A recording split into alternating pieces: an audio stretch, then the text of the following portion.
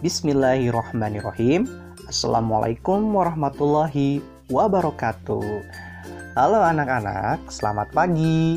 Bagaimana kabarnya hari ini? Semoga tetap sehat dan selalu semangat belajar ya. Meski dalam kenyataannya pembelajaran kita masih melalui online atau daring, jangan sampai menyurutkan semangat kalian untuk belajar. Nah, anak-anak, ingat sebelum belajar jangan lupa berdoa dulu ya. Hari ini kita belajar tema 1 organ gerak hewan dan manusia, subtema 1 organ gerak hewan dan pembelajaran pertama.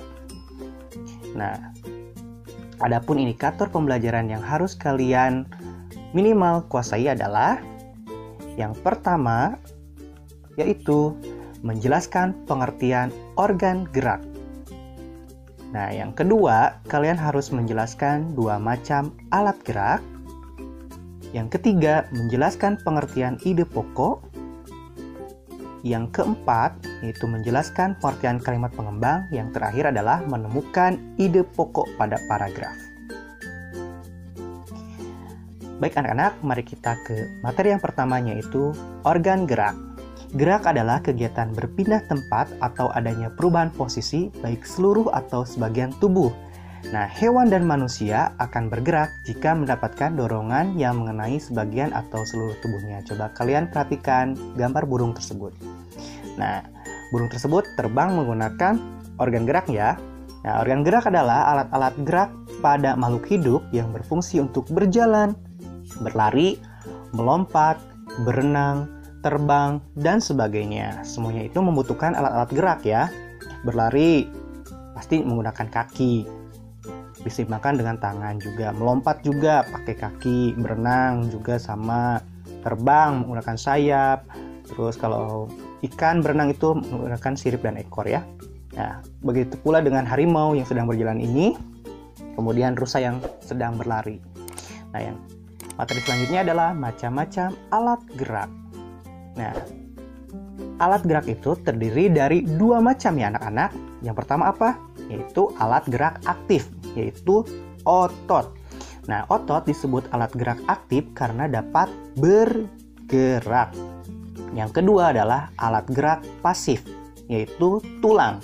Tulang disebut alat gerak pasif karena tanpa gerakan otot, tulang tidak dapat melakukan gerakan. Nah, antara otot dan tulang itu saling berkesinambungan. Apabila salah satunya rusak, maka akan terjadi sesuatu pada tubuh kalian atau tubuh hewan.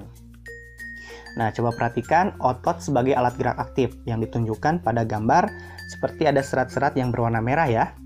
Kemudian, untuk tulang sendiri sebagai alat gerak pasif bisa ditunjukkan ya. Coba kalian juga lihat. Ada tulang kan? Nah, begitu pula dengan ikan.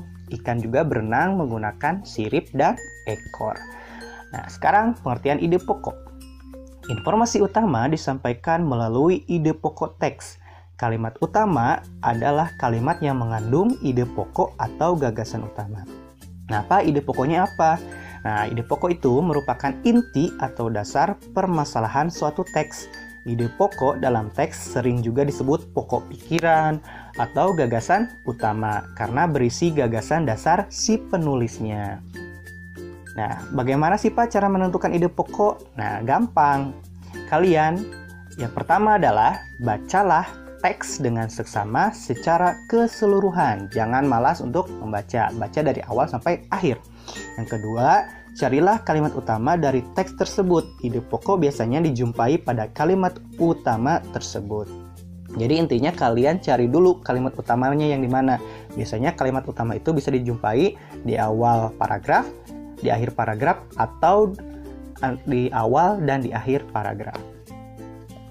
Nah, sekarang kita coba ya menemukan ide pokok pada paragraf. Nah, ayo bacalah teks berikut. Silahkan kalian baca ya.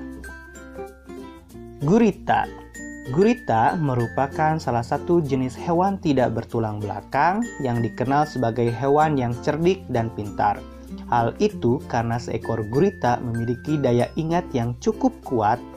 Gurita dapat memecahkan masalah yang dialaminya lebih cepat dengan cara mengingat pengalamannya ketika memecahkan masalah yang sama.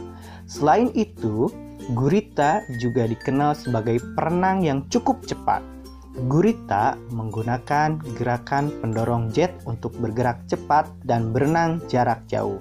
Nah, kalian tahu gurita tidak? Nah, kalau kalian tahu, gurita itu seperti itu ya. Nah, coba kalian cari kalimat utamanya yang mana. Nah, kalau di sini kalimat utamanya adalah yang di garis biru atau tulisan yang berwarna biru. Gurita merupakan salah satu jenis hewan tidak bertulang belakang yang dikenal sebagai hewan yang cerdik dan pintar. Nah, setelah kalian menemukan kalimat utamanya, kalian baru cari ide pokoknya atau disingkat lagi, yaitu seperti ini.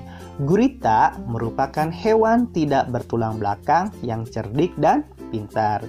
Nah, simpel kan? Sederhana, mudah? Nah, jika kalian sudah bisa menemukan ide pokok pada paragraf, kalian bisa melakukan latihan di buku tema. Di sana ada teks, kalian silahkan baca dan kerjakan ya latihannya. Sekian pembelajaran hari ini anak-anak. Assalamualaikum warahmatullahi wabarakatuh.